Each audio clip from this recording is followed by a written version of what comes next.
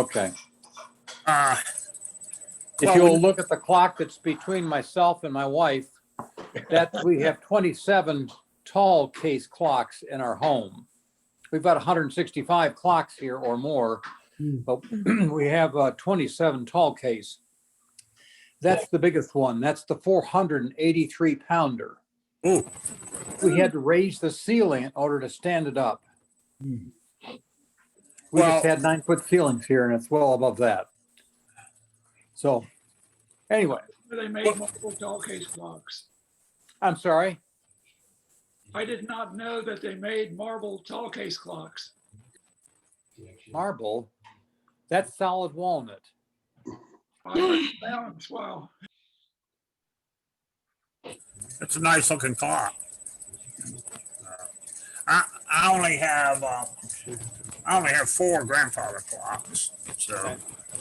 you got me beat there. Well, you got me beat on the total number too. My neighbor came over the other day and he asked me. He said, "How many clocks do you think your entire membership has?" I said, I can't. I couldn't begin to give you an answer to that. I said, I'll tell you two things. One, a lot, and second, more than their wives want them to have. So that's the only response I can give you to that. Yeah. Well, I've been talking with Jeff Parker, and Jeff, if you'll unmute and tell folks how many watches you have, Am I allowed to do that in public, Mary? if you're inclined. Okay, guys. So unlike Dan, I have one tall clock, my beloved Ridgeway, which is about a 7.5-foot grandfather clock.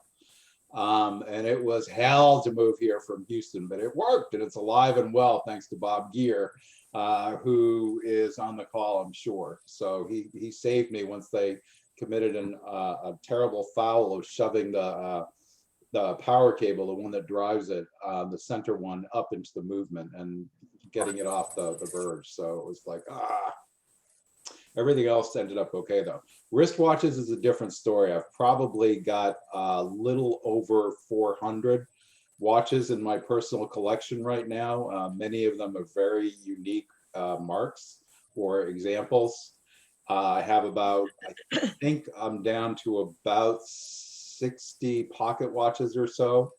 And those are the ones from the private collection. I also have many project watches. So watches that I'm working on to restore that I collected because I want to fix it or pay them forward or learn something new about a movement or whatever it happened to be. So if anybody wants 30 or 40 pounds of watches, just let me know. I'll ship them over. Well, Jeff, I get a lot of emails from people that want to know who they can contact to work on a pocket watch and wristwatches. Should I refer them to you? On a case-by-case basis, I will do it. I usually, because I'm very busy, I work full-time, and I'm also getting an advanced degree. Another one, I have a PhD in computer science, but I'm getting another master's at the moment, which I should be done with by the end of the year, knock wood. I had to switch to all virtual last year, and it's been an interesting go of it. But once I'm done with that, I will probably take on more clients or more work that I'll do selectively, assuming that I can. But if not, I do know a lot of people that are very, very good with it. And if nothing else, I can get them to someone that will do it if I won't or can't. Well, that's great. I'll refer them to you, and then you can talk with them and refer them to someone who can repair their watch. I get quite a few. You know, they go to NAWCC and then get referred back down here. Yeah. And, I was telling Mary about I collect a pocket watch called J. Ullman, which probably none of you have heard of, ULLMANN. And that was a Swiss watchmaking company that had almost complete control of the Chinese market and for a while the Russian market. And I found out, were ancestors of mine. And I found that out after I already started becoming a watchmaker, but I've got plate number 26 for the company. from the very late 1700s, and it was a 5-year restoration project in which we had to remanufacture parts that were never production parts. They were always just manufactured for that watch. So it took me and my buddy Sean and my other buddy Dara, who's a very outstanding Rockford watch collector, about 5 years to get it all done, because we kept throwing up our hands in frustration, not wanting to break anything else, and taking a break. But that watch is running beautifully now, and it's certainly one of a kind. And one of these days I'll do a show and tell on it or something for you guys, as well as some of the others in the collection. What type of escapement did that have? Patent lever. Okay. Early patent lever, and the lever was bent, and the escape wheel setting, the jewel was cracked, and the setting was off, and I mean, everything that could go wrong with a watch had gone wrong with this one. The escape wheel intact? Yes, Good. thank God, because if it wasn't, I'll do an arbor. I might even go for a cannon pinion, but I don't have the skill to do an escape wheel. I don't think it could have been done. Okay. At least not by me. You do many cylinder watches? Not many. But I've got some, and from time to time when the spirit moves me, and I get that single-minded focus of I'm going to keep working on this until it's done, I'll go after them. So People don't understand that. You have to be in the right frame of mind when you attack those. yep, got to be in the zone, and got to know when to put it down and walk away. Yeah, I've learned that one. Just, sometimes you just gotta walk away. Yeah. Jeff, Yes, sir. do you mind if we call you if we have a question about a watch? Not at all. Not at Do you all. mind giving us your phone number? I don't mind at all. Do not post this publicly. My telephone number is 713-594-2799. It's a Houston telephone number. So again, it's 713-594-2799. And I'm just putting it into chat for you guys, in case you didn't get that. Thank you so much for that. Jeff, I'm just gonna refer your people to you through email. I won't give them your phone number. Yep. Okay. Well, and I'm glad that you're willing to talk to the group. We need some, we need some watch folks in the club, and I'm sure Mary will appreciate when we go face to face again, having a program, right, Mary? Well, Jeff is going to do our program for March on the tools used with watches, specifically help me out, Case backs. the case back. Yep. But the program I'm really looking forward to will be one we'll defer to in person. And talks about real versus fake watch, luxury watches. Good. And he's going to bring in some examples so you can see firsthand some of those differences, but we'll defer that to an in-person meeting. Yeah, Rolex is that you can only tell the difference by the serial number. Well, there's a lot of way to tell. I actually do a lot of identifying the real ones and the fake ones online with that when I can, but I actually got trained specifically in that with Adam Harris, and since I got certified, it's like, I hate to be the bearer of bad news, but I see so many more that are not real, they're fakes, than the real ones. And it gets to the point where it's like, if you have the watch in person, sometimes you can tell just by the weight. But the super fakes are getting so good now that people are making like Frankenstein ones, where they're literally taking bits and pieces of real watches, real Rolex watches or other brands, and they're adding them to fake ones. They're even copying the colors of the automatic movement part, the section where it winds itself, the colors of those wheels, and they're engraving the Rolex figures into the movements and stuff, but they're still fake. And it's unbelievable, and they're expanding it to everything. It's like all the luxury marks have that problem now. everything from Audemars Piguet to Rolex and Breitling, and even down into Movado and Cartier. I mean, it's unbelievable. So I collect the fakes when people will do it, just so I can save them for presentations and show people, look, here's the real one, here's the fake one, and point out some of the differences. That's neat. You know, I don't, other than Mike, I don't know anyone who wears a wristwatch anymore. And Oh, come on. I wore wristwatch every day till I retired. And once I retired, I haven't had a wristwatch on. And you know, young people don't seem to wear them. They have their phone. So Well, where they wear the smartwatches. So yeah, that's right. usually I wear one of both. I usually have a big 7750 chronometer or something on, but I haven't put it on yet on Sunday, so don't tell. Well, great. Let's see, we got some business to take care of. First, I need a motion to accept the minutes. I move. Chris, Second, all in favor? Aye. All opposed? None. Except minutes are accepted. Do we have any old business? I don't think so.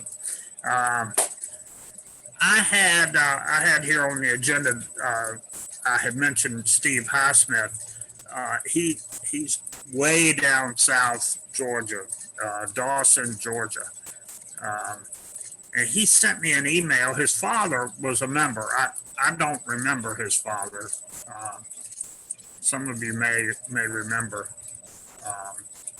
his father, but his father passed.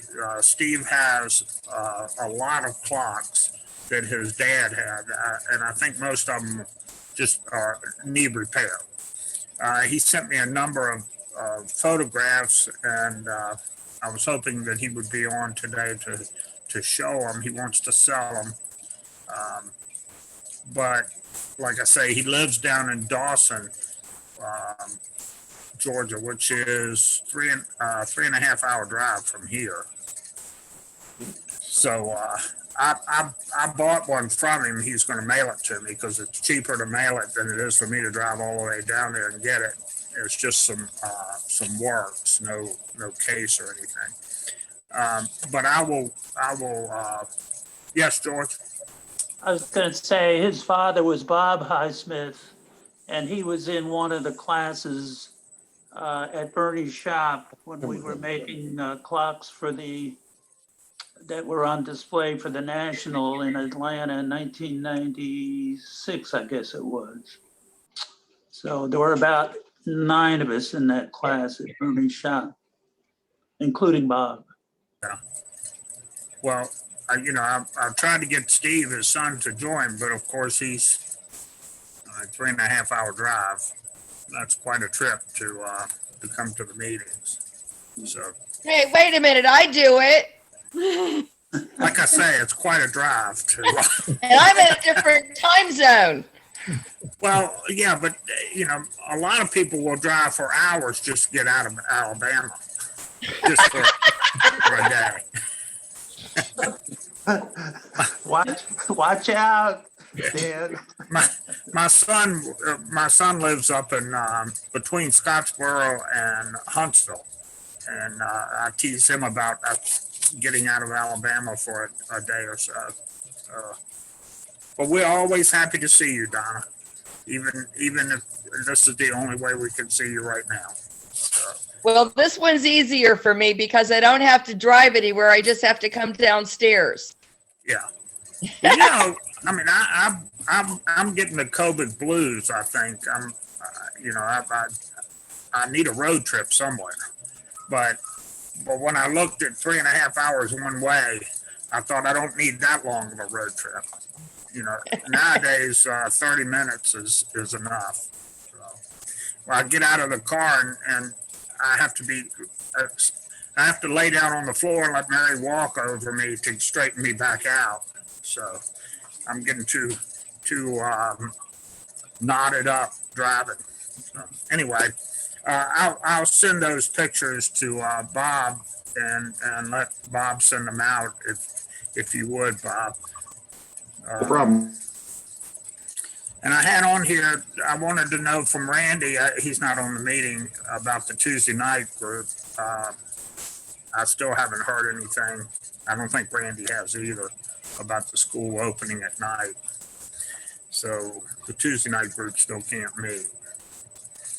Let's see. I got some member updates. I see that Renee and Sherry both are running for 4-year terms on the board. And I see Sherry is here, and so is Renee. If y'all would like to say anything. Sherry, you want to go first? Well, I think I got my arm twisted, but I'll be happy to do the best I can. You want to know my take on it? Sure. You got Renee and Sherry, and I have recreated them as Thelma and Louise. Look out, NAWCC. In a good way. Just not don't gonna be- drive off a cliff.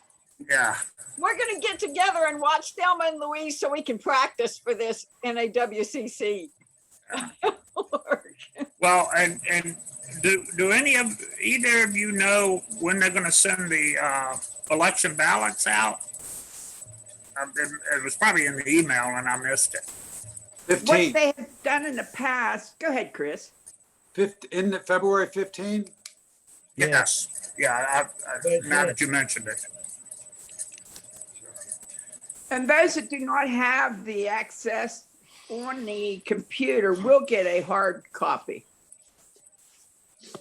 Well, we need to get the vote out. I mean, it would be great to have 2 of our chapter members on the board. So. Great. We have Donna. No, Donna resigned. Sudden lapse of sanity. Oh, Did you wake up one morning, Donna, and say, what the hell have I done? No, actually, my pocketbook said, you can't afford this. Be real and take action. Well, we're sorry that you resigned, but I certainly understand, having been directors on other boards, it does take quite a commitment, and it's not just your time commitment. Your wallet does get involved. So. Well, my wallet was too small and I had to be real. And, we did that before I got too far into it. So the guy from Kentucky was appointed to take my place. And he's real. I've only talked to him, once on the phone, but he seemed real good. Robert Burton. Yes. Thank you. Renee, do you want to make a political speech? No, not really. I did serve 1 4-year term, and I worked hard for it and would do it again. And I would appreciate the votes, and I'd appreciate votes for Sherry if we could be cohorts. Well, let's see if we can get enough votes rolling to get both of you in. There's All not a lot of difference between cohorts and partners in crime. No. Brooks? Yeah. I want to, while we're talking about that, the kids up there, her other half, raise your hand over there. Sherry's husband there, raise your hand. Did all of y'all see Larry, the cable guy, did a big show on TV here about 2 weeks ago and featured the railroads, and guess who was the chief engineer? There he sits right there. Can you speak a little bit about that? That had to have been a lot of fun, wasn't it? Well, I'll yes and no, because they had been courting me for a long time about some special project that was going to be filmed there at the railroad. Some kind of documentary, they call it. Right. So I came in dressed to the nines and all my duds and all that kind of stuff. I wanted to look official, which I normally did when I was up in the cab, because that's how we're supposed to dress. But at any rate, I'm out in the cab of the engine that day, and my fireman, called fireman up in my cab with me, he was about 21, 22 years old at the time. And here comes this guy in a sleeveless shirt. Yeah. His arms were as big as my legs. And once he started talking, I knew that it was going downhill from there. Because I could tell that he was not serious at all. He's making it. For instance, I said, I'm out there with a hammer checking my rod pins and stuff on the rods. And he says, what are you doing? I said, I'm pecking on the rods to see if I've got a loose crank pin. So he had to make some crazy story about that, big joke about that. And this went on all day. They were there filming all day. The steam gauge. And the steam gauge went up to 300 pounds. We only running 200 pounds on that particular locomotive. And he called it a clock. So you understand where all this was going. He tries to be human. He's supposed to be a comedian. That's what Okay. he's trying to do, make it funny. Yes, right. Yeah, but he's not my type of comedian. No, Bo, Larry, and Curly were my types of comedians. Get her done. Well, I was proud to see you and proud to know you there. You were handling it well. That's been done. That's been a long time back, Brooks. We've got all kind of personalities here. I don't see Charles on the call, so we don't have the treasurer's report. He did. I think he said he got Bob, if you remember for sure. I think he said he got 20 payments for dues with our comment at the meeting and the newsletter last month. So we had some folks pay up. Was that the number you remember, Bob? You're muted. You're muted, Bob. Oh, my space bar wasn't working for some reason. Anyways, yeah, I have an email from him, which I do not recall the contents of, but I can bring it up quick and talk about it in a minute. If you'd like. Well, yeah, did he send you a copy of the treasurer's report? He usually sends me one, but he. Yes, he did. I have it here. Great. Okay.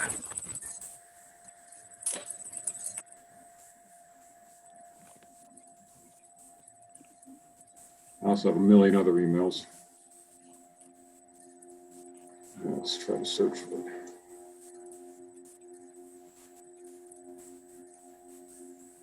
Why don't you continue on and I'll get back to you in a second here. All right. George, you got a groaner for us? Yes, and sometimes I can't remember if I used some of these or not, but. We can't. We'll remind you. What happens when you annoy a clock?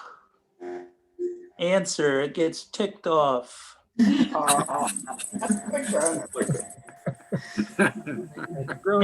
oldie. Here's an oldie one. What did the Leaning Tower of Pizza say to Big Ben? Answer, if you've got the time, I've got the inclination. That's a good one. That is pretty good too. Okay. Hopefully Bob is ready. Yeah, if I'm reading this right, it looks like it's $260 were received for dues. So I guess that's 13. Well, yeah, 13 because 260 you said? Yeah, 13. Well, that's good.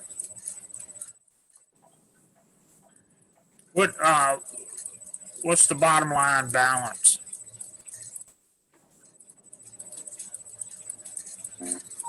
The checking account starting balance was $16,943 and $50 in cash for a total of $16,993. And the Total income's 260, total expenses 730. And new current balance, checkbook balance is 16,473 and 11 cents plus $50 in cash. That's it. Yeah, I know the expenses were, he paid for our insurance. And plus we had 150 going to the, was it in Columbia? Or Bristol, Connecticut. And then 250 to National, I believe.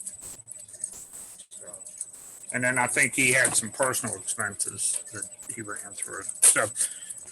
So we're still doing pretty well with our money. We got the 221 and some change as a credit for not meeting this month. Gwinnett County is still giving us credits when we don't meet. But I'd much rather meet face to face and spend the 221. But be that as it may. Let's see. Any other business? Anyone have anything they want to add before we go into the program? I guess I'd like to ask if there was any further progress on contacting the Atlanta Historical Society or anyone else about archiving our records from the mansion.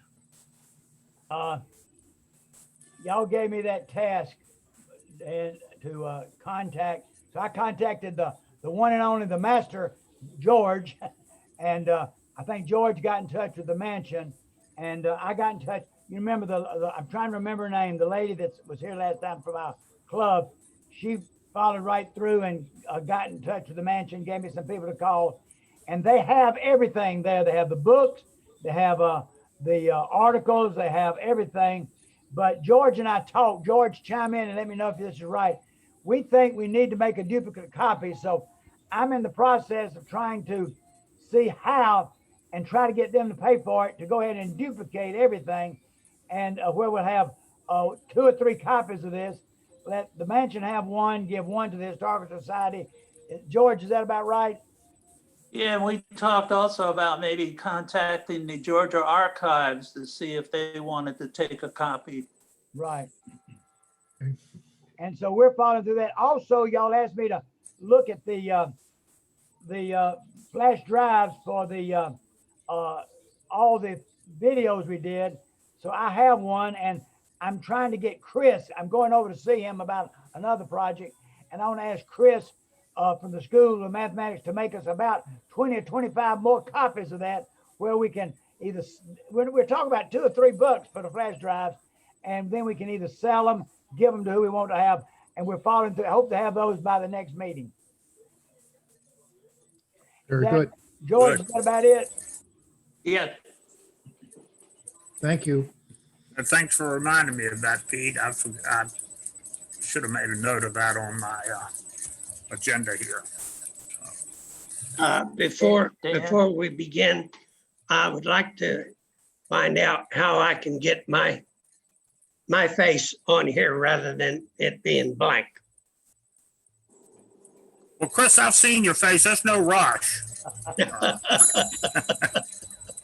you have a camera on your computer, Chris? Do what? Do you have a camera on your computer? Yes, I do. Should be happening then, yeah. Chris, you were on the yesterday on the Zoom call. Right. I was just going to say the same thing. Well, Chris, if you move your cursor over your picture, you should see a little blue box with 3 dots in it. Yes. If you click on that, it'll say start video. Let's see, it says there you are. Start video, rename, pin. Yeah, just click start video. That should work. Dan? Yes. I got one other thing I wanted to mention.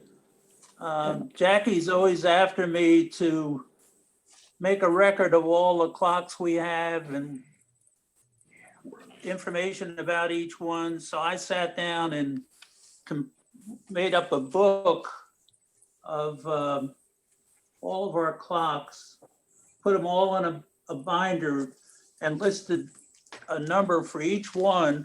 I have an index page. Each clock is numbered, and then I have information about each clock that we own, including a picture of each clock and any information I could dig up. And then I put a number in that index list, and I put a little tab on every clock with the same number. So it's something I think we should all think about doing, so that there's always a record of what we have. When you say what we have, you mean you and Jackie? Yeah. Not the club's clocks. No, the clocks. So each page, I have a page on each clock, including the picture of the clock, and the number page corresponds to the index.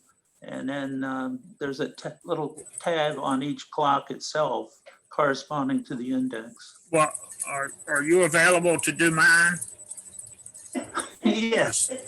If you send me the picture and the information about each clock and the write-up, I'll put it in the binder for you. My kids are on me to do that, and they said, well, if something happens to you, we don't know how much these things are worth. And I said, well, I just put $20. That's what I pay normally. So that's more than you paid for everyone. Yeah, you're right. And the only problem is you're gonna have to make up the spare bedroom because George is gonna be moving in with you and Mary. You're right. Just tell them to call Brooks. Yeah. And Jackie would be more than happy for George to move over here, I'm sure, at least temporarily. I need to ask Brooks a question. I looked at your hat, Brooks. When was the last time you played in the Masters? I have never been, I've never seen the course. I was in the legislature and they gave everybody a cap. So I wear it. It helps me out to get into places. It's good. That's right. It gets you out of the. If I It take gets the you cap out of off, my bald head shines and too many people can't see. It gets you out of the rough, right? Sir? It gets you out of the rough. Gets me out of the rough. That's a good point. I've never been to the Masters, never seen it, so don't think I have. Gets a lot of comments, though. Yeah, it was given to me. Well, George, I was hoping you were going to say that book was put together for the club's clocks, because we need to do one for the clocks that we own. We have that one. And where the location is, because I've got one of them. I have one. Yeah. So, and that needs to be added to our assets, because the club has certain assets, and those clocks are part of it. So, but maybe I can get with you at a later date. And we can work on that. Yeah. Because I know I've got some pictures of them, but I don't know any history of them. Well, we've got what, 4 clocks? One in the mansion, the triple decker Greensboro clock, and we have the Macon clock and the Augusta clock. Yeah, and I don't remember which one I have. It's upstairs, but it's all woodworks. So I want to make sure that, because the next president inherits that clock along with the actual frame charter of the club. So, which you can see behind me up there. And yes. For liability purposes, how are the chapter's clocks covered by insurance? They're not. The only insurance we have is a liability policy that the county requires when we rent the facility. So I'm not sure. I mean, we'd have to determine the value of the clocks. And since they're spread out amongst members, I don't know if we'd be able to get them insured as a group.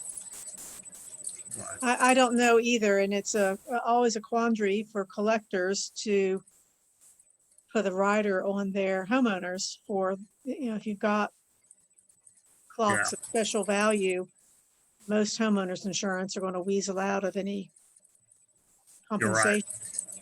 Yeah. But that's something that we can look into also when you become president. That can be that can be one of your planks. and when Michael is your vice president, he can work with that too. Okay. Right, of course. I'm just trying to push, a little. Just a little. Job, Dan.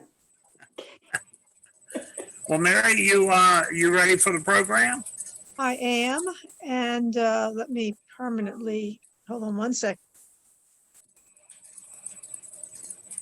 There, now I'm fully unmuted. I chose a video from the webinar collection from National, deciding that I'd take advantage of some of these canned programs while we are still meeting virtually. And other than, like I said, Jeff is going to speak next time, but trying to reserve some of our potential live speakers for when we can actually meet in person. So that's what we're going to do. I need, I guess, to ask Bob Geyer if, let's see, am I allowed to share my screen? Yes, how about that? Let's see, I had it up. Here we go. Excuse me, I'm going to have to make an adjustment here.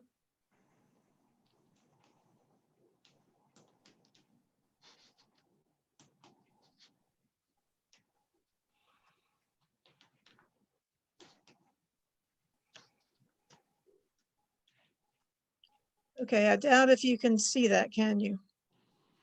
Nope. Okay, hold on.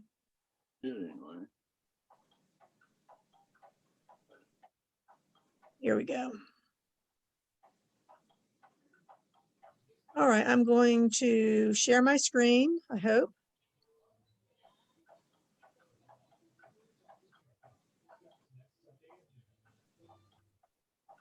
And drop down here to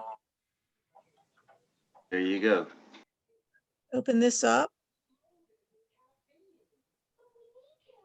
Okay, so to add on to George's groaners, I thought I would choose a quote timely topic, since we have had all things presidential these past couple of months, and President's Day is next week.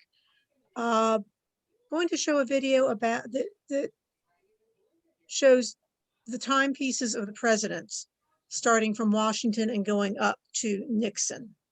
So let us, oh, you know what? I forgot to do something on my screen share. I don't do this often enough to have to share my sound with you.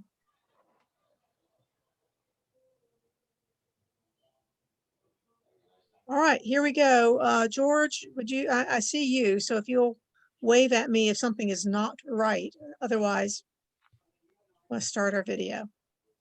Now I'd like to introduce tonight's speaker, Noel Poyer, who's director of the National Watch and Clock Museum. Go ahead, Noel. Thank you, Katie, and thank you to everybody for joining us this Sunday evening. This is a interesting time to be looking at this exhibit again, given we're so close to another presidential election. So we thought it might be interesting to kind of look back on this exhibit. This exhibit was done in 2008 when we were looking at yet another presidential election. And we thought it might be interesting to examine how and what methods were used by various presidents at keeping time during their time in office as they served as presidents. So it was a unique exhibit and opportunity for us. It was probably one of the more expensive exhibits that we had put on, mainly because of the amount of items that we had to borrow from outside of our own collection. So we had a number of sponsors for the exhibit. Some were very local, many were NAWCC chapters. You can see Masonic lodges and various businesses and other organizations assisted us with the project. We'll start right away.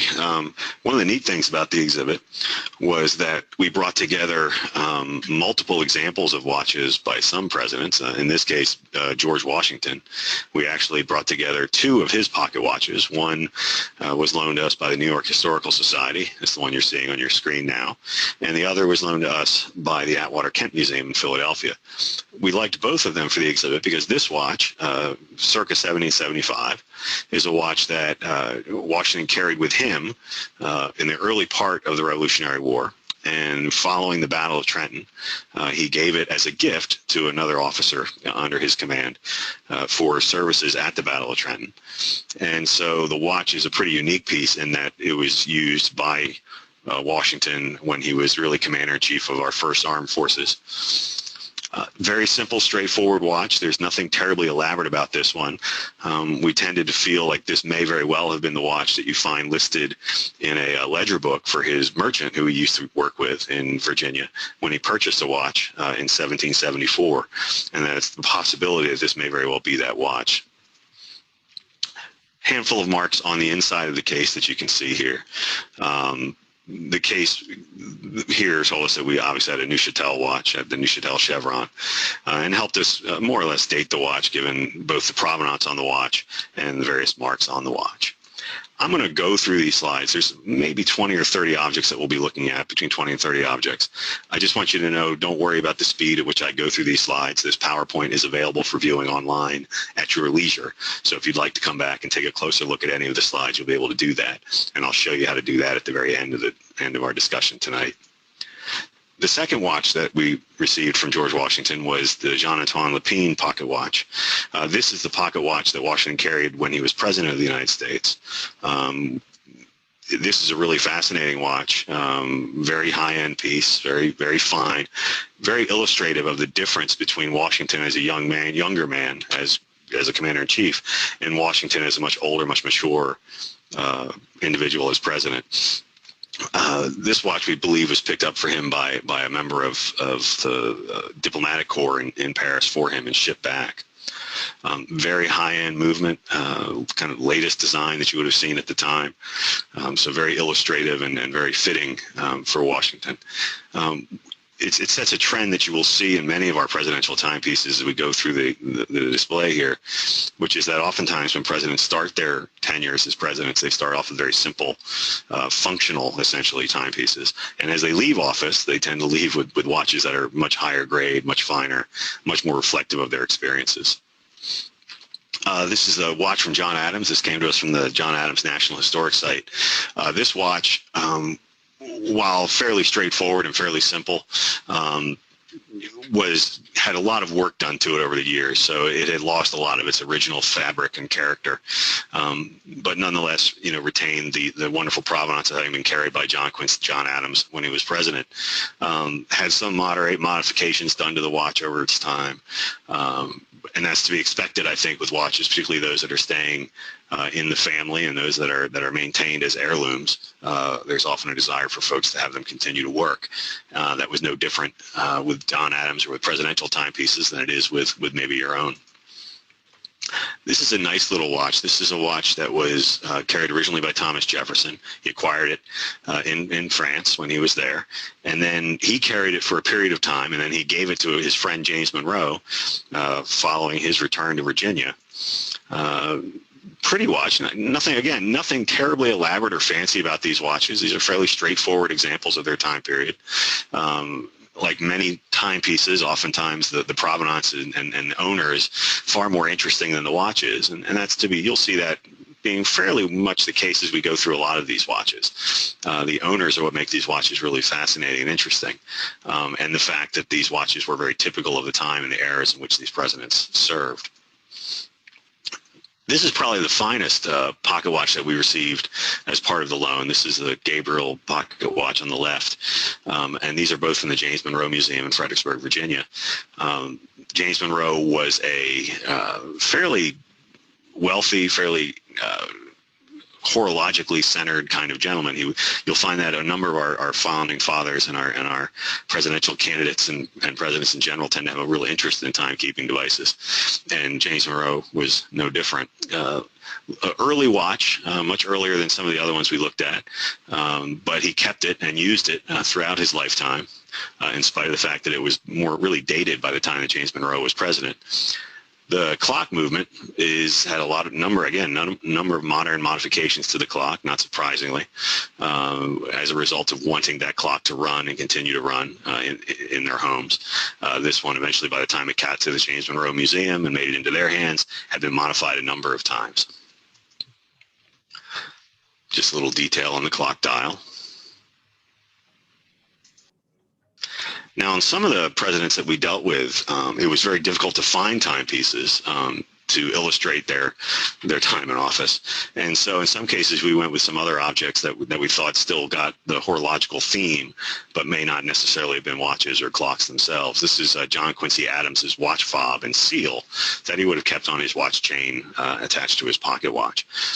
So it's a really neat little feature. And again, one of the things that we really love as a museum is the ability to borrow items of historical significance that we're allowed to then present to our visitors and to our members, either physically by visiting the museum or through our websites like this or presentations. Again, you start to see, as you look at these presidents, we're looking at James K. Polk's clock right now. And as we look at this clock, you're starting again to see that kind of progression that, presidents are people that are existing within their time frame, within their moment in history. And we should expect their belongings and their decorative arts and their technology to match, what we're seeing throughout society at the time. And this is certainly no surprise that James Polk would have a similar clock like this one, or actually this clock on his mantle. This clock had a dome that would go around it as well.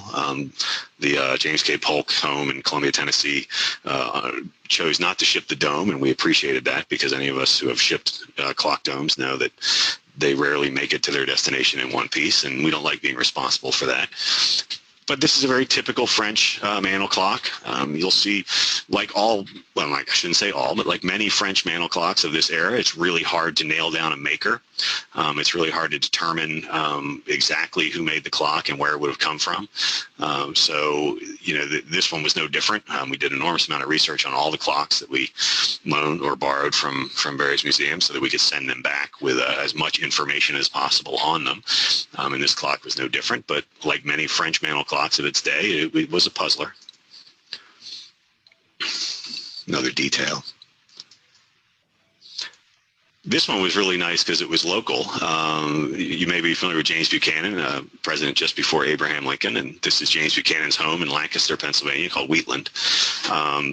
I think it's been argued that James Buchanan is the worst president ever, and I don't know how fair that is to say, but certainly he had decent taste in his clocks. This is a David Weatherly tall case clock. He's a Philadelphia clockmaker.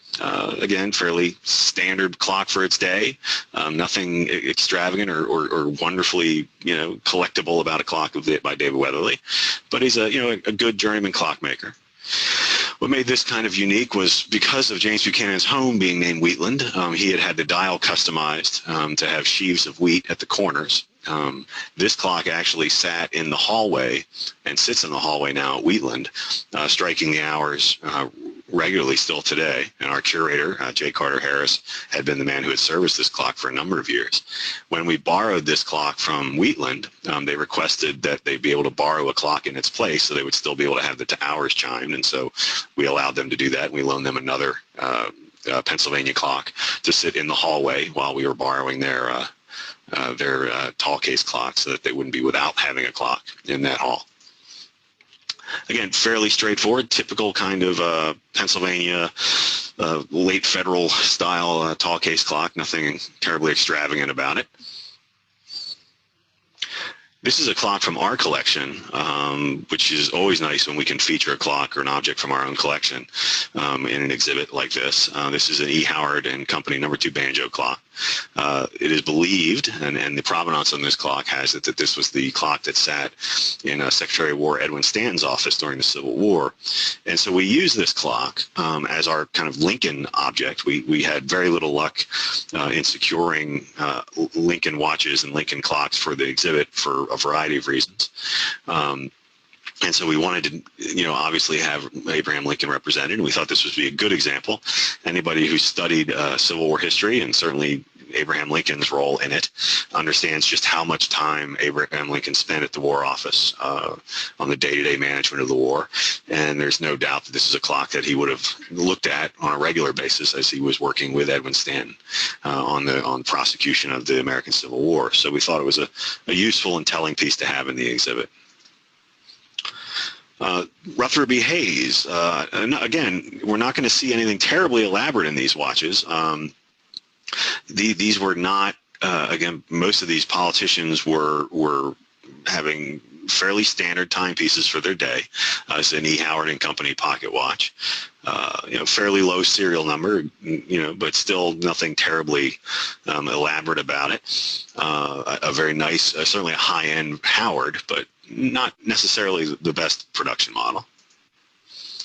What made this really interesting to us was it was inscribed to him by his wife, which we thought was really interesting. It made it certainly for a more personal touch to this watch. It certainly, we all know of these watches as having inscriptions on them that make them much more personal than they would be otherwise. Also, I don't think there's a picture of it on this one, on that one, but on the inside of that watch was a sepia tone image of his wife. Again, as we move forward into the 19th century, we start to see these clocks are resembling what we would expect to find in most high-end middle-income, upper-middle-class homes in America. James Garfield's French mantle clock is no different.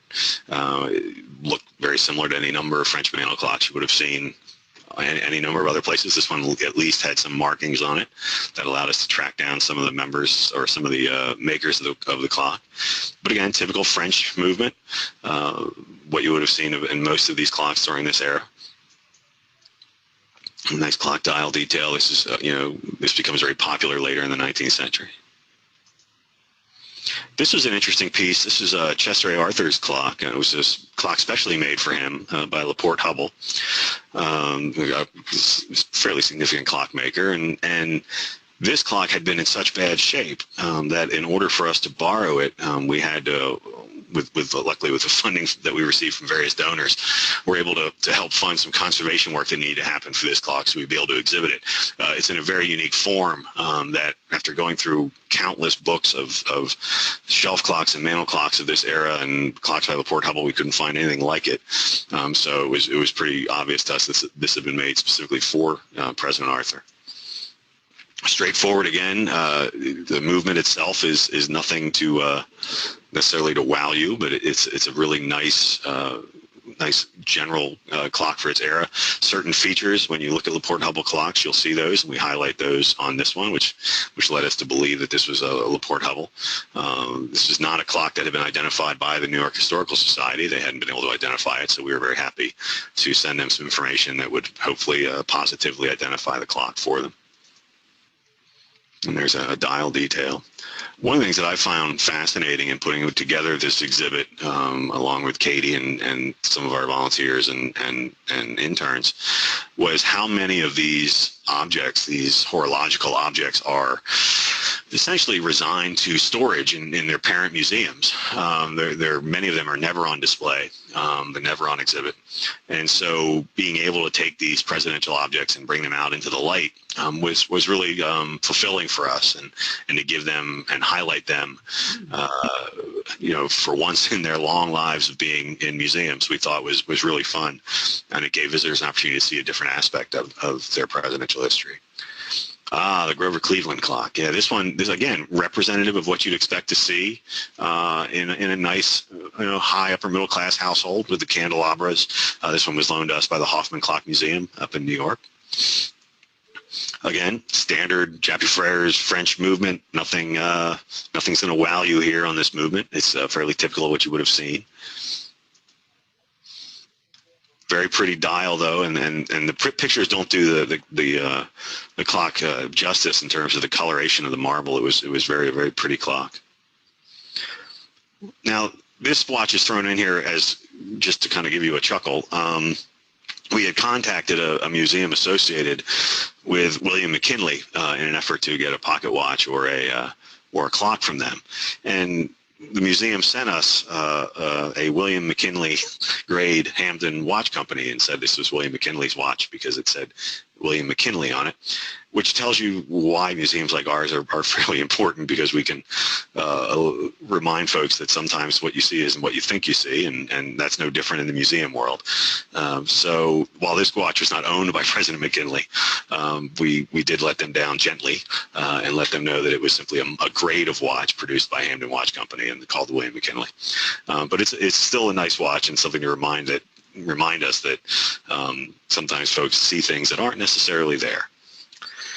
This clock, again, very simple Seth Thomas Mantel clock, was significant from a Theodore Roosevelt storyline standpoint because this clock was the clock that was in the parlor when Theodore Roosevelt learned at 3:30 in the afternoon that he was going to be made president as a result of the assassination of William McKinley. And so the clock was stopped at 3:30 and was left that way. And has been exhibited that way at the Theodore Roosevelt inaugural site in Buffalo, New York ever since. So when we received the clock here, again, very straightforward work. Somebody had attempted to redo the dial and did a really poor job of it. But again, it was neat to see these watches or these clocks in situ and in their home environments. Again, fairly straightforward clock movement. Nothing elaborate here. Nothing terribly fancy. Could use a little love, it looks like, but other than that, not too bad. This one was interesting because it was the only watch that we received from a presidential source that had the Masonic symbology on it, and that was kind of surprising. We would have thought to have seen that on more watches or more timepieces, and I'm sure there are more out there, but this was the one that we received from the Ohio Historical Society for Warren Harding, Hiram Watch Company pocket watch with Masonic dial, Masonic symbols in the triangle shape, fairly standard hallmark watch movement.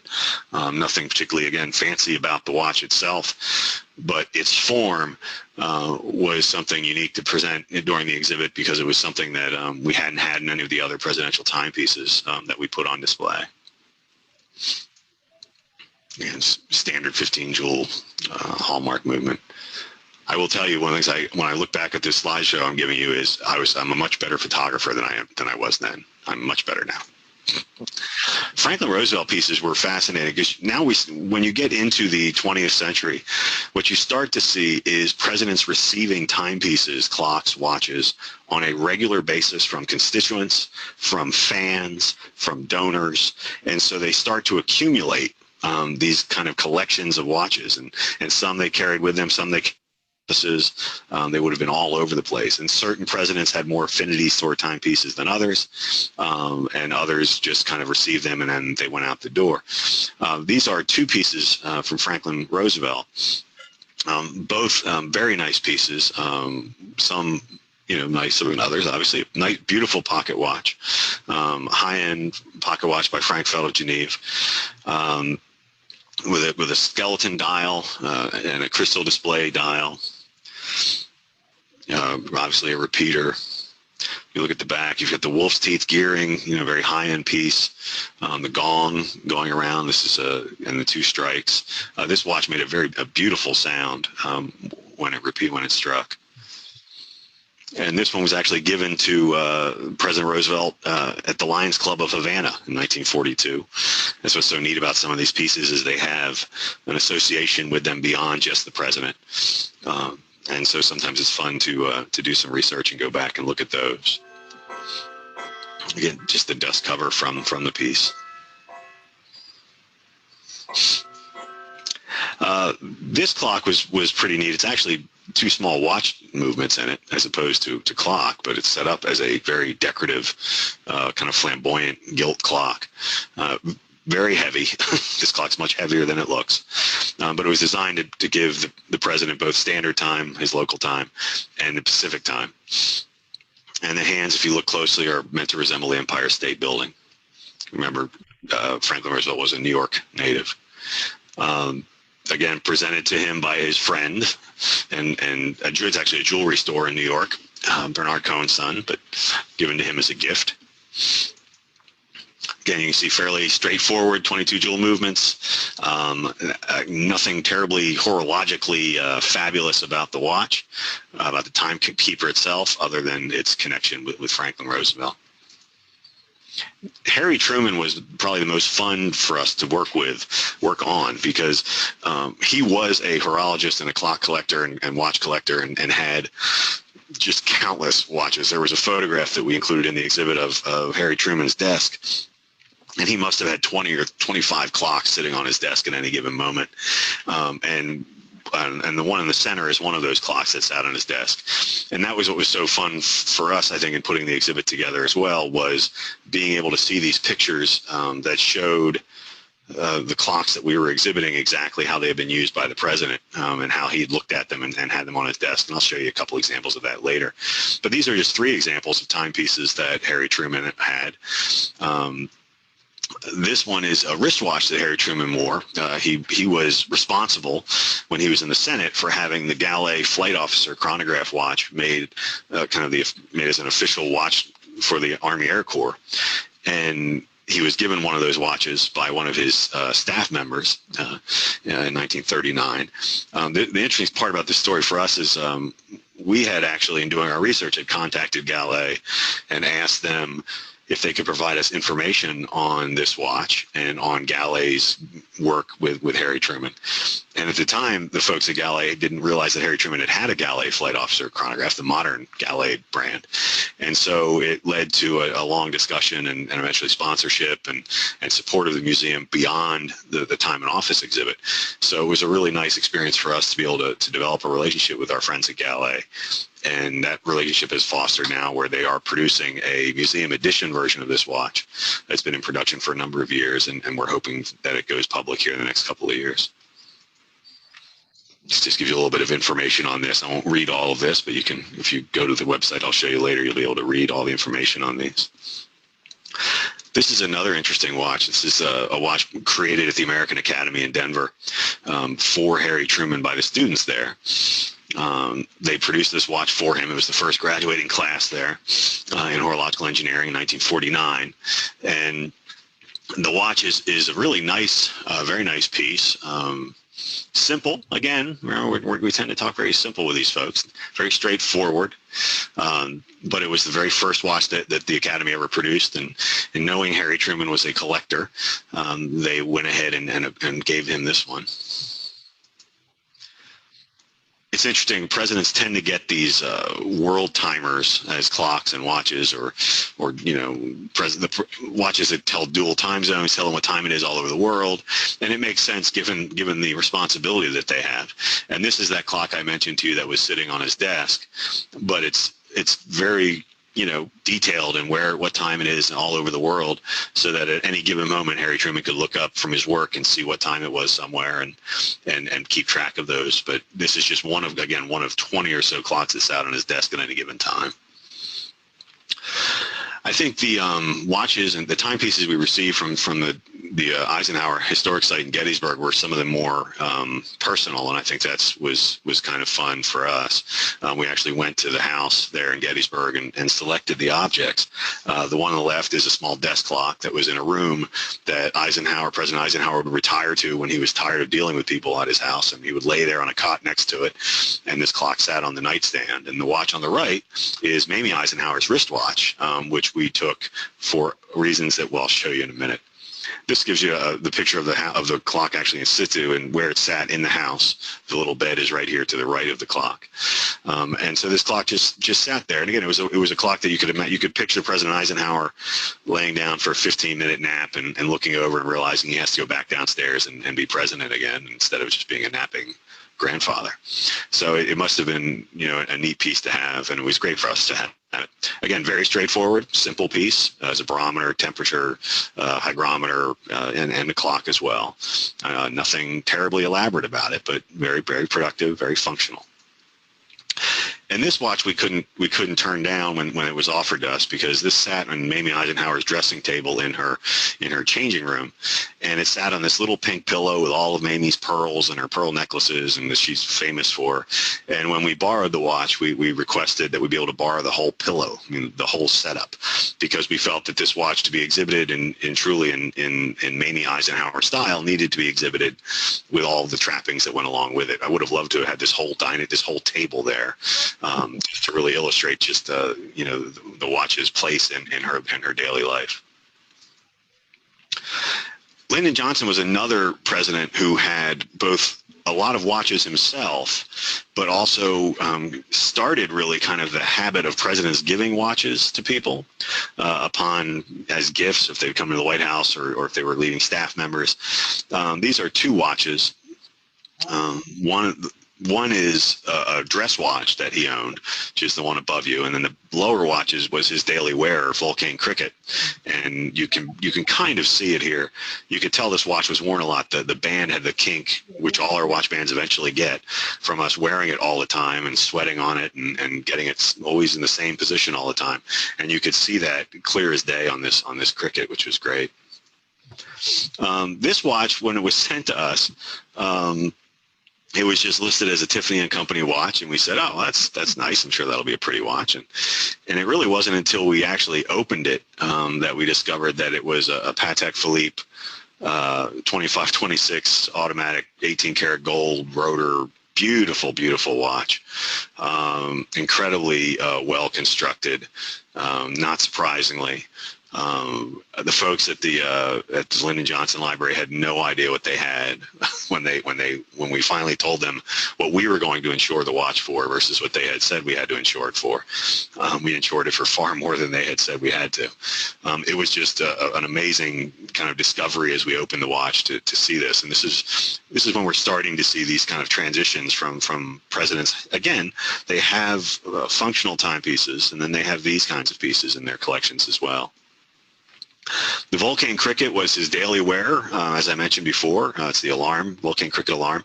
Vulcan would give watches to presidents at a lot of brands in an effort to be the presidential timepiece. But this was a watch that was worn regularly by Lyndon Johnson, along with others. He had Rolexes, he had other watches. But this we could tell just from its wear patterns and the like that it had been worn regularly.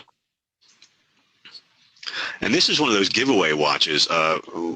One of our members, Rene Rondo, who you may know well for his Hamilton work, loaned this piece to us for the exhibit. This is a watch that LBJ would have given away to a staff person or a guest at the White House or a good friend of the White House as they left. He commissioned a small number of them from the Hamilton Watch Company, and this is one of them. To do unto others as you would have them do unto you was LBJ's kind of distinctive golden rule. That's what he called it, and he put it on a lot of his watches. And it's just interesting that you start to see presidents doing this now at this point, starting to give these watches away. This is again, if you're looking for super high-end pieces, you're not going to find it in the collections of most presidential figures. This is a Seiko quartz alarm clock. Why did we choose this one? Because according to Miss Eisenhower, Julie Nixon Eisenhower, President Nixon's daughter, when she loaned us this piece, she said this was one of her father's most prized possessions. And the reason it was one of his most prized possessions has nothing to do with the fact that it was a Seiko quartz desk clock. It has to do with the fact that it was given to him by Don Baylor, who he was an enormous fan of.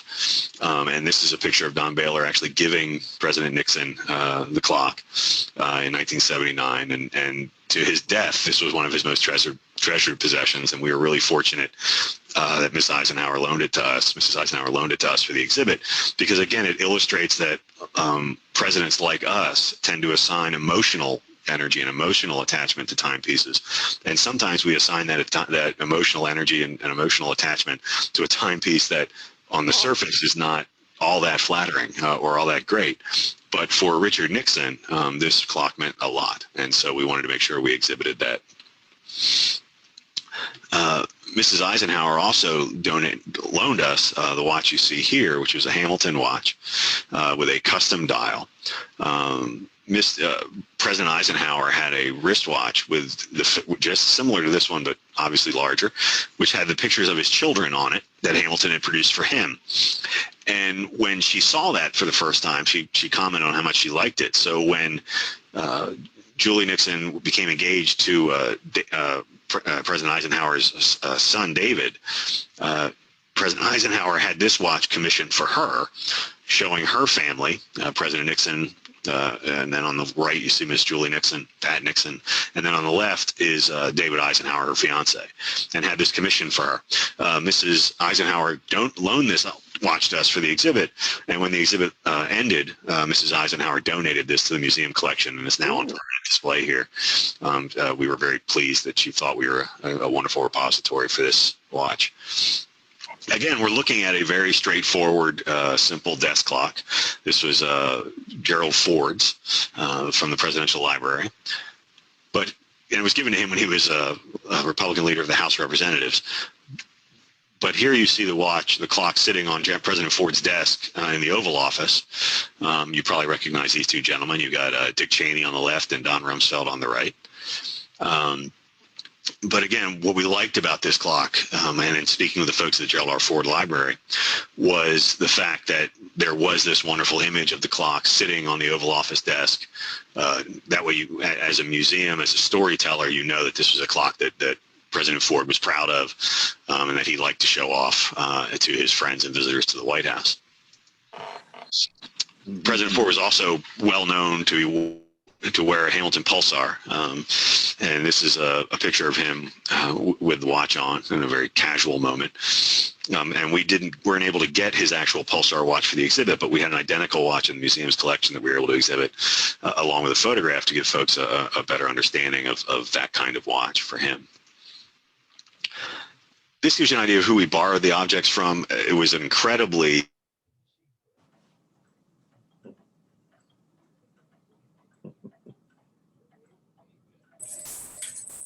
I'm surprised they didn't have a watch from Kennedy.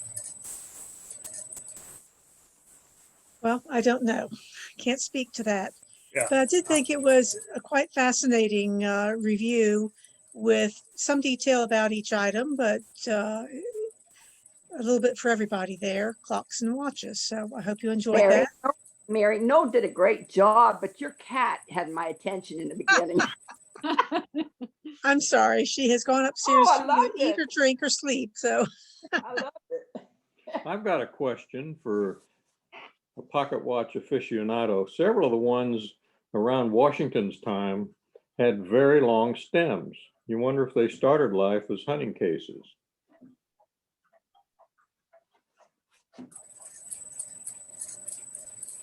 I have no comment on that. I don't know what that means. It's possible, but not likely that they had long pendants back in the day. And so that was more often than not the design as compared to that there was originally a different case on it. What was the purpose of the long stem? That's a good question. That one I have to look up, but it was, I know that many of the ones I see, whether they had hunter cases or open face, were long stems. They might have been. I'd have to look it up again. It's been a while since I've done research on that, like quite a while. Thank you. How early did balance wheels with a complete set of timing screws appear?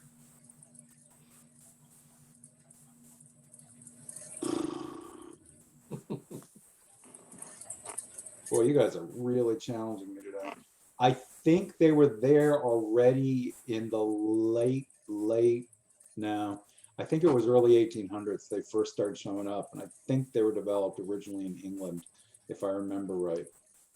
But again, I'd have to look that one up. I haven't taken some of these courses in over 20 years, guys, so bear with me. Yeah. I have a Leroy carriage clock from 1825 that has a balance wheel with timing screws, and I just do not believe it's original. It may or may not be, Dr. Sam.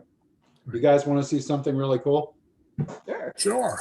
Sure, go ahead. Speaking of presidential watches, This is not his watch, but it is the same watch that President Obama wore. Oh. This is a George Gray, which I'm showing to you upside down, sorry. This is a George Gray watch. It's it's their 6500 series. This is a limited edition.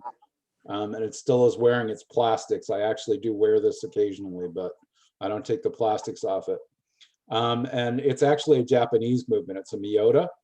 And this actually is the exact same style that he wore with rose gold and the red pointer hand and the day and date and month and everything. So it's one of the few presidential watches that I've got that I could put my hands on, but sometimes I really like it if I can get one of these without, like selling my house or something. These are You don't have a collection of Patek Philippe then, yes. No, I wish.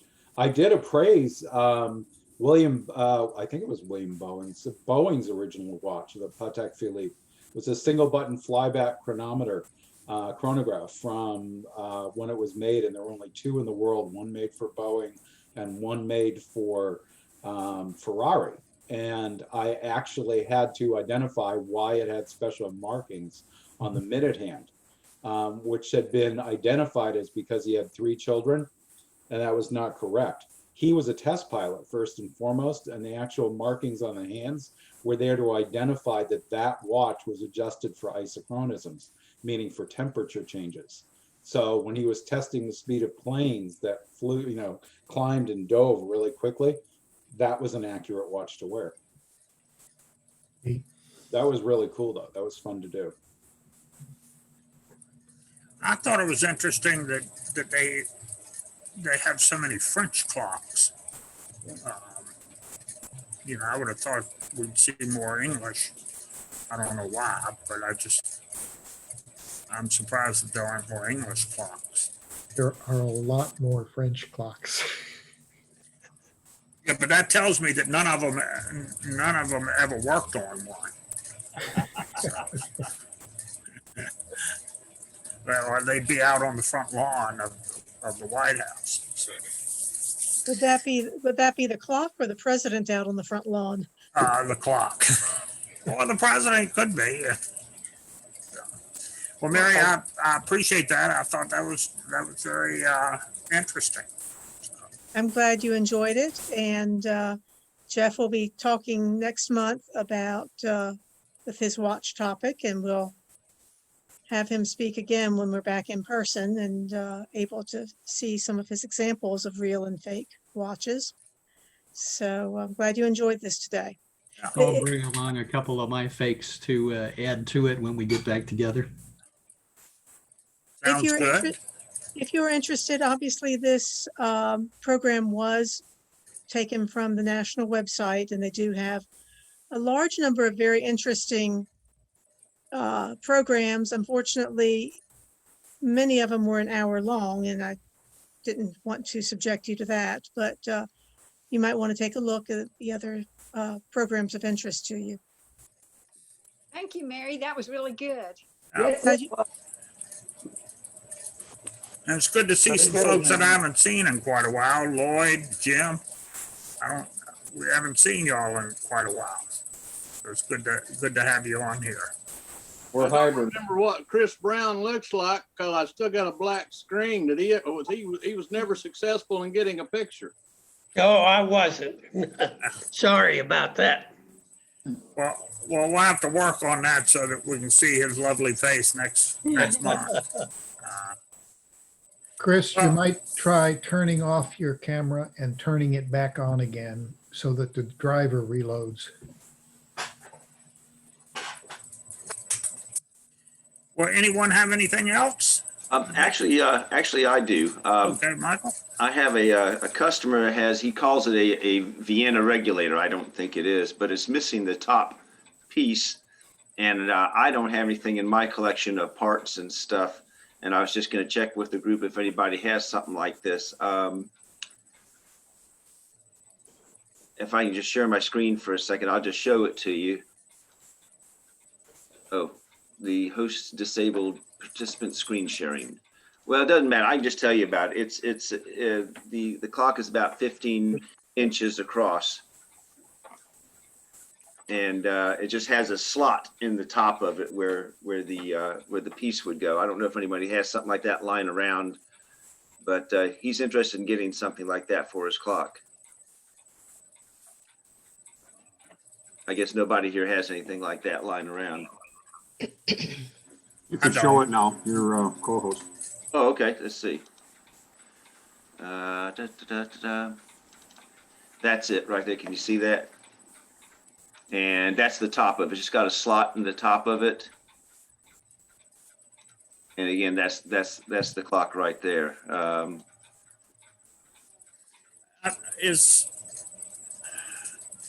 I've seen one similar to this, and it has a horse. Or the splat is a horse. Uh-huh. I don't know if this one would have that, but Yeah. It's who knows. I guess he's just looking for anything just to have a decoration on the top of it. I don't think he didn't really specify any particular motif or anything. Timesavers has reproduction ones. You can look in their catalog and see if there's anything that strikes your fancy. It would have to be stained to match the case. That's but right. You might find something that's appropriate. That's not a bad idea. I hadn't thought of doing that. I'll try that, Donna. Okay. And look, And Merritt's always has a huge collection of stuff and such. If you were, Yeah. what they Yeah. show on their website is a minute fraction of what they have in their warehouse. Right. I could always call them too and just talk to someone. and looking around on eBay, you can find examples, and you try to find something that's a match for the case, the rest of the case, and see what they use for it. Right. Those are all great ideas. I appreciate that, and I'll give that a shot and see what happens. Also call Graham Cross. He does dials, but he has a lot of tops too. Graham Cross. He used to do a lot of reproduction fixing. So the Dial House, check with him. Oh, at the Dial House. Okay, yeah, that's a good idea too. Check with him, yeah. Great. Thanks, Brooks. okay, anything else? Anyone have anything they'd like to throw out on the table? When's our next meeting? Next month? March 7th. March Next 7th month? at 11. 11, good. Very good program, Mary. You're welcome. I'm glad everyone enjoyed that. Oh, it certainly did. Definitely. Thank you for letting the Manleys participate or listen. Oh, you're welcome anytime. Thank you. We appreciate you calling in. Jeff, we're looking forward to hearing yours on watches because we do a lot with clocks, but it's been interesting seeing a lot of these watches. Looking forward to that. My pleasure. Looking forward to it as well. Warren, if you want to speak, you're muted. Okay. There we go. On the 17th of this month, there's going to be a presentation by the New England chapter. Andy Durbin's going to be speaking on Willard clocks and the Willard patent process. And so you can go on to the NAWCC website and look up when the webinar is going to be and how to get the login credentials for it. Did you send that to Bob so you can put it in our newsletter? Yeah, but everybody that, if you have access to the NAWC's website, they're starting to publish the date, the time and dates of these Zoom meetings, regional meetings, not regional meetings, but local meetings, and also special presentations that are being done. And we're all welcome to go into them. Okay. Chris, I don't know what you did, but I can see your ugly mug now. Oh my gosh, Yeah. Lord forbid. You're right here at the end. Jim, you got Better something? late than never. Yeah, Dan, where should we send our dues? Is that in the newsletter? I think it was. Okay. But you can send it to Charles Carroll. And I think we put his address in the last newsletter, didn't we, Bob? No, I sent an email out to all the folks who hadn't paid in 2020. And Jim, I don't know whether I sent it to you or not. I can take a look again and send it if I didn't. That'd be great. I think Yeah, wasn't wasn't it if you were already paid through that you weren't going to have to pay for 2021? That's correct. If you're Right. paid, up to date So with Jim, if you were already paid through 2020, you don't owe it. Oh, okay. Okay, thanks, Don. I didn't know that. And thanks to you guys' great idea, Birmingham did the same thing, and we're not charging dues for our members this year either. Yeah, We did- 42 we- didn't do it either, so it's a great idea. Yeah, it gives all of us a break. Right. Well, about our expenses have been, essentially nothing. Other than Exactly. donations. So, but hopefully come April, we will all be able to see Chris's face in person. All right. Tom, I was going to ask, Tom, do you have anything to say about, you're involved with the American Watch and Clock Museum up in Bristol?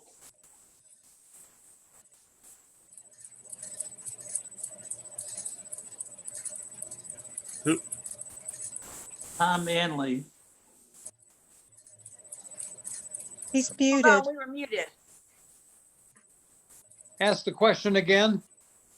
I said you're all involved with the American Watch and Clock Museum in Bristol, aren't you? No, we No, are not. We're not. I'm from Bristol, but no, we are not. Bristol, Virginia. I think that might be, yeah. I thought I saw your name with some tie-in at Bristol, but no, huh? Well, I'm just from there is the only thing, but no, we have not. In fact, we have not been in the museum. So my brother still lives in Tri-Cities, but he's older, and with COVID, we just haven't visited. We didn't even have Christmas together this year, so we have not been. Oh, but you're referring to Bristol, Virginia. Correct. Yeah. George is referring to Bristol, Connecticut. Oh, sorry. Yes, Sorry, no. exactly. Oh, sorry. Okay. No, there's been some a- country music in Bristol, Tennessee. Sorry. I spent a lot of time in Bristol, Virginia. I used to have bank branches there that came under me. So nice little town. It is. It is. Dan, so Dan, of this group, how many of y'all have already gotten your first vaccination? Raise your hand. How many of Raise you? your hand, Tom. Tom has. If any of Dan you, Wilson I has. have gotten mine.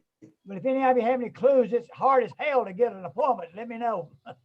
It is, sure is. I've tried for 2 weeks. It's hard to get on, so let us know. Yeah. It's called the luck of the draw. Yeah, I know every morning. Yeah. Brooks, I'm scheduled to get my second shot on the 18th, but I got mine up in Homer, in Banks County. Well, when they made me wait 90 days because I had COVID. So I Oh, yeah. get ready to start. Yes, yeah. But I went on the website and finally Forsyth County said we've got openings in Banks County if you don't mind driving. So my wife and I went up there. I got mine through the VA. Good. I got my number 2 on Friday, and everyone I had talked to said their number 2 was pretty rugged recovery. Ah. Yeah, Really, I've heard that too. mine was not bad. My arm got sore more quickly, but frankly, I think it's getting better more quickly as well. Yesterday, I didn't have a ton of energy, but sometimes I just don't have a ton of energy. Good. Brooks, do you read your emails? Do what? Your emails, it actually may be your wife's email. Yeah, I look at my emails. Yes. Okay. Well, I'll send you a couple of things. One is a place you can sign up and get on a waiting list or a notification list. And I've gotten several from Gwinnett Drugs, which is on Lawrenceville Highway there at the Home Depot, not Lawrenceville Highway, on right off of 120 at the Home Depot. Yeah, 316 and 120 at the Home Depot. yeah. And I've had a number of people that were able to get on that because if they get an email and saying we've got slots, et cetera. And the other one I'll send to you is a way to have an application that will text you whenever DeKalb County has openings that you can sign up for. And it's, and, it's, if you go in right at the time that they text you, you'll find slots. Yes. There's a couple of women I've that tried had Home real Depot. problems I after mean, the second shot. Publix, Those days, they got a Walgreens, temperature. Health Was Mart. always, Leslie did. She was definitely ill. who was? Leslie. Oh, really? My cell phone. Team's mom's got. Gary, if you don't mind, send that to me too, please. Yes, please. Lloyd, yeah. Yeah. Okay. 'Cause I'm just starting. It's been rough. Yeah, thank you. Anything else? Good meeting. That's good. If any of you get your health care through an Emory affiliate, Emory Healthcare or one of their affiliates, you qualify to get it as an Emory Healthcare patient. I'm signed up for that myself. I haven't gotten a notification yet when I get it though. Well, hopefully all of us will have at least one shot in us, hopefully two by April. And maybe we can finally get together again. I know Jackie is sorry she hadn't been able to fix coffee for a year. So, Well, all right. Dan, Yes. please remember, it takes 2 to 3 to 4 weeks after your second before you have full benefit of the shot. So you'd have to get that shot by early March. If you can get one at all. Well, and you have to get the second one, by early March. And some of us aren't eligible yet. And some are, but they're not allowed to. Well, this hadn't exactly been the smoothest rollout, but it's just, I don't know. It's just been difficult. I just hope that the government can get their act together and regardless of who's in charge and get this stuff out there. Gwinnett County opened that new Sears and Roebuck, that new center. Gwinnett opened that new center tomorrow. And I understand the first day they had 4,000 to sign up and no serum. So they have no serum, but 4,000. Wow. Yeah. Yeah, that's what I don't understand is, they can open up all these centers they want, but if you don't have the vaccine, what good is it? So what I don't understand is why every pharmaceutical company isn't producing whatever vaccine, whichever, pick one of them and start producing. So anyway, I'll get off my soapbox. We didn't call in for politics, so.